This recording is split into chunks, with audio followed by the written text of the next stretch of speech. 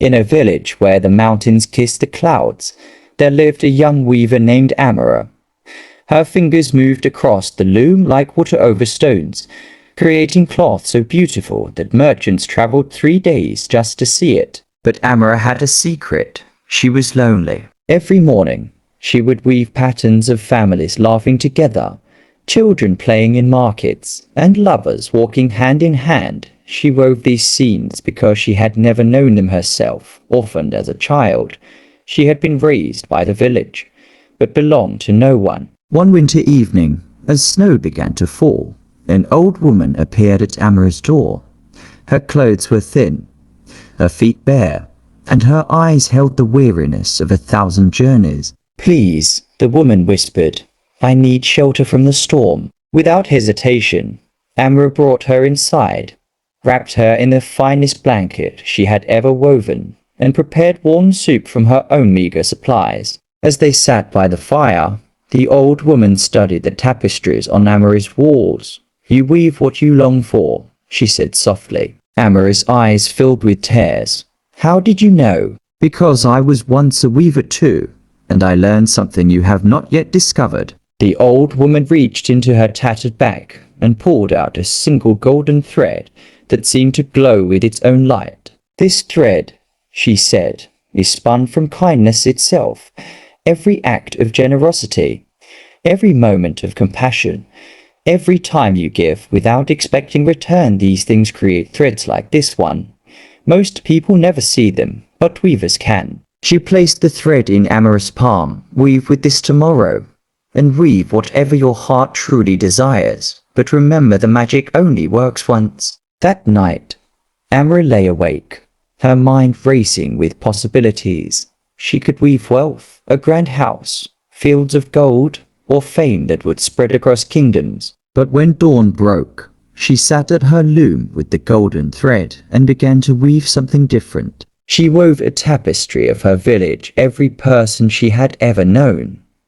The baker who had given her bread when she was hungry, the farmer who had taught her to recognize the stars, the children who had shared their laughter, even when they ran home to families she would never have. She wove their kindness into the fabric, strand by strand, and as she worked, the golden thread multiplied, spreading through the entire piece like veins of light. When she finished, something extraordinary happened. The tapestry began to shimmer, and from its threads emerged a warmth that filled the room.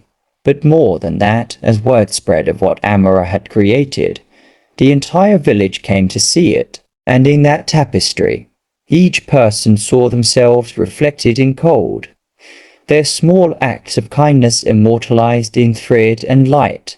They saw how their goodness had touched others, how their compassion had created ripples they'd never noticed. The baker wept to see how his bread had sustained not just bodies, but hope. The farmer smiled to recognize that teaching a lonely child about stars had given her something to wish upon.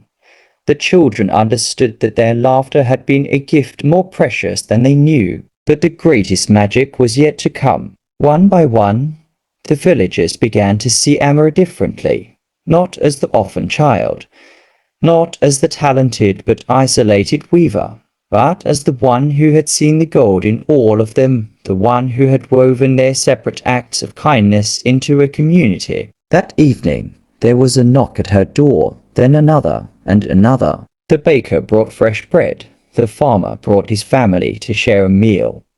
The children brought flowers they had picked from the first spring blooms pushing through the snow.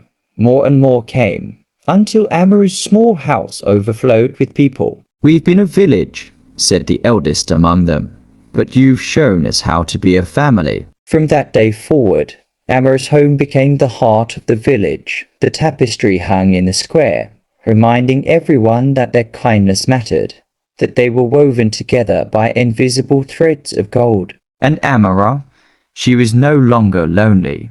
She had discovered that the thing she longed for most couldn't be woven from golden thread. It had to be woven from shared moments, from showing others their own light, from giving without counting the cost. The old woman never returned, but years later, When Amara herself had grown old, she would sometimes take out a single golden thread she had saved. She would show it to young weavers and tell them what she had learned. The greatest magic isn't in weaving what you want to receive. It's in weaving together what you've already been given.